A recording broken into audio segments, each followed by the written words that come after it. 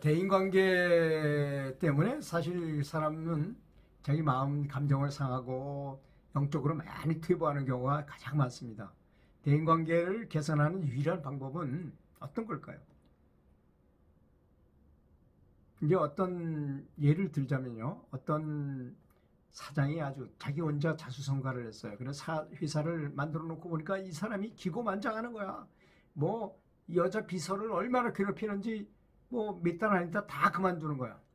그런데 어떤 여자 비서가 그 비서를 맡았는데 무려 3년 동안이나 그 정신 좀 이상한 그 사장하고 그래도 잘 견디면서 잘 있더라는 거예요. 그래서 그 사람한테 질문을 했어요. 그래 당신은 그렇게 한 달도 안 돼가지고 다들 그만두는 그런 비서 일을 당신은 어떻게 그렇게 했느냐 그랬더니 아유 저 인간 저 정신병자 같은 저 사람 불쌍한 사람이구나. 그래서 이제 뭐 화를 내면 그냥 받아주고 그저 그러려니 하고 받아주고 커피 한 잔 타서 갖다 주고 뭐 그냥 그 사람이 그러거나 말거나 별 그 두 사람을 정신병자로 생각하고 그 사람을 항상 도와주려는 마음을 가졌다는 거예요. 그러니까 뭐 그 같이 화를 내거나 뭐 그래야지 그게 점점 사이가 나빠지거나 그러는데 이 사람은 저 정신병자가 또 발작을 했네. 아유 불쌍한 사람. 아유 왜 저렇게 살지. 아유 좀 안 됐네. 이렇게 생각하니까 그게 그 사람의 감정이 상할 일이 없잖아요. 그래서 진짜 시집갈 때가 돼가지고 이제 그 3년 만에 그만둔 거지 뭐 그것도 그만두고 싶어서 그만둔 것도 아니고 그 사장도 그 사람이 아까 안 갔으면 안 했지만 뭐 자기 시집 가야 되는데 비서 계속 할 수가 없어서 갔다는 것입니다. 이런 걸 보면 이 사원과 사장과의 관계에서 이렇게 보면 이제 그래서 하버드 대학에서 연구를 했대요. 사장의 얼굴 표정과 부하 직원의 얼굴 표정을 서로 찍어요. 그러면 우리가 볼 때 사장이 부하 직원을 괴롭혔기 때문에 둘이 관계가 안 좋았던 걸로 보이지만 실제로는 안 그렇더라는 거죠. 사장이 기분 나쁜 거를 50%로 했다면 이쪽엔 70%로 하더라는 거예요. 부하 직원은. 그럼 부하 직원하고 사장하고 이렇게 감정적으로 사이가 안 좋으면 누가 더 손해죠? 윗사람이 더 손해잖아요. 그러니까 창피해가지고 이 사람은 조금 덜 하더라 이거야. 그러면도 이 사람은 더 세게 하더라는 거죠. 세게 표정으로 뭐 콧방울 끼거나 뭐 표정 눈을 째려보거나 뭐 말을 좀 뻣뻣하게 하거나 이렇게 하더라는 겁니다. 그래서 자세히 관찰해 보면 그 사람도 마찬가지로 저 나쁘게 한 사람과 마찬가지로 자기도 저 인간은 도저히 안 돼라는 그런 고정관념으로 계속 사람을 대하더라는 겁니다. 저 인간은 절대로 안 돼. 그런데 자기 자신은 절대 그렇게 생각을 안 해요. 저 인간은 절대로 안 되는 놈이야. 이렇게 생각한다는 거예요. 고정관념이 탁 박혀버리는 거예요. 한번 마음을 바꿔서 생각하지 못한다는 거죠. 그래서 자기 자신을 가만히 한번 들여다보면 내가 다른 사람한테 잘못했기 때문에 그 사람도 나한테 그렇게 하는 것이 드러나는 거거든요. 그 자세히 조사해보면 그렇습니다. 그리고 자신을 매우 화나게 하고 정말 자기를 말썽을 피워가지고 자기를 괴롭히는 자식이 있으면 나도 전에 부모를 괴롭혔고 부모가 힘들게 했던 일이 없는지 한번 잘 생각해 보십시오. 이게 분명 자기 버릇이에요. 자기 버릇이 자식한테 그대로 전달된 겁니다. 전수된 거죠, 말하자면. 그래서 매우 어렵겠지만 자기 자신의 버릇을 고치는 거예요. 자기 생각을 과감하게 바꾸는 거예요. 이건 정말 과감이라는 말이 나와야 되는 말입니다. 용감해야 돼요. 자기 스스로를 바꾸려면.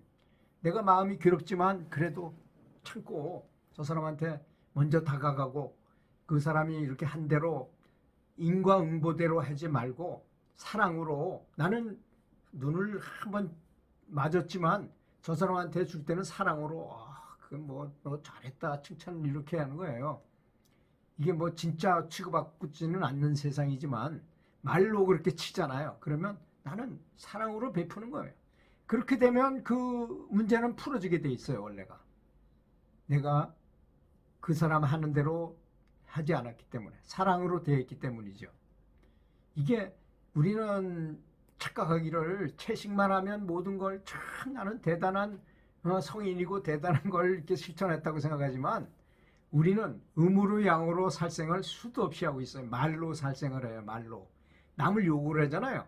남편한테 뭔가 이렇게 잔소리 좀 가슴이 찔리는 얘기를 해도 그것도 살인입니다. 엄격하게 보면 살인. 왜냐하면 내가 저 사람한테 욕을 한다는 것은 사실은 딱 뭔가를 쏘는 거예요. 저쪽으로. 죽어라 하는 걸 쏘는 거예요. 말만 틀리고 욕으로 할 뿐이지 그거를. 그렇잖아요. 그게 살생인 거예요. 사실은. 그래서 죽은 다음에 이 인과 이렇게 할 때 보면 죽은 다음에 말로 사람을 괴롭힌 것이 또는 표정으로 또 흥 하면서 뭐 괄시하고 뭐 이런 업신여기고 뭐 이런 걸로 잘못을 해가지고 염라대왕 앞에 끌려가는 경우가 그래서 모진 처벌을 받는 경우가 더 많다 그래요. 훨씬 더 많은 것입니다. 그럼에도 불구하고 자기는 성인권자고 나는 청정한 수행자라고 생각한다는 거죠.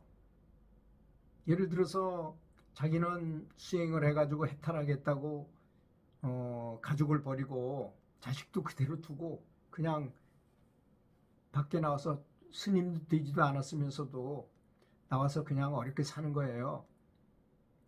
그러면 그 자식들한테 얼마나 큰 업장을 주는 겁니까? 남편한테도 엄청난 큰 업장을 주고 어떤 사람은 또 반대로 굉장히 많은 걸 그 사람 남편이나 아내가 잘못했음에도 불구하고 용서하고 그냥 삽니다. 그냥 받아주고 잘 아주 부드럽게 잘 풀어가지고 너무나 어려운 환경인데도 불구하고 그 인과를 아는 사람은요 그렇게 할 수밖에 없어요. 사실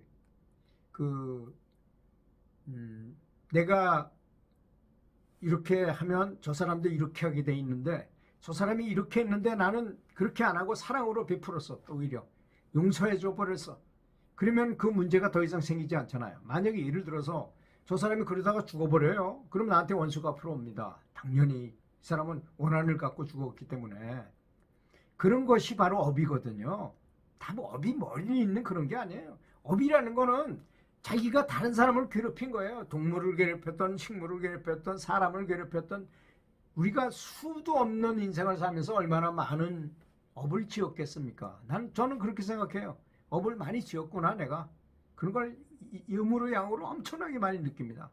참여를 많이 합니다. 아주 많이 해요. 가장 좋은 참여는 관음을 하는 것입니다. 근데 그것도 그런 방법을 알고 하는 거하고 모르는 거 하는 거하고는 굉장히 차이가 있어요. 그래서 내가 알고 지은 죄 모르고 지은 죄 내 조상이 지은 죄 뭐 이런 얘기까지 다 있잖아요. 그게 다 연결돼 있기 때문에 그렇습니다. 다 그게 다 나의 모습인 거야. 그래서 석가모니 부처님이 뼈가 잔뜩 묻혀 있는 곳을 지나가다가 저것들이 다 우리의 조상이고 우리의 관련 있는 존재들이여라고 이렇게 표현했잖아요. 그 말이 맞는 것입니다. 그러니까 너와 남이 없는 상태에 가면 그렇게 되는 것이죠. 그래서 항상 참여를 해야 되는 것입니다. 우리는 참여를 해야 될 일이 너무 많아요.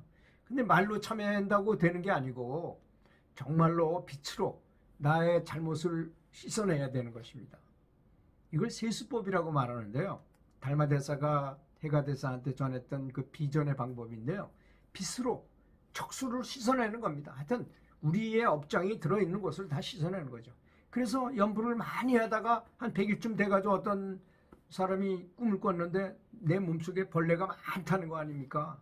근데 그 벌레를 막 끄집어내가지고 바깥으로 내보내니까 내 몸이 고쳐지고 일이 술술 풀리고 다른 사람과 관계도 좋아지고 다른 사람이 저를 막 지어주려고 불사가 막 일어나고 막 그러더라는 거 아닙니까? 그래서 그런 진심을 가지고 대인관계를 해결하고 열심히 명상하고 연불해야 되리라고 생각합니다.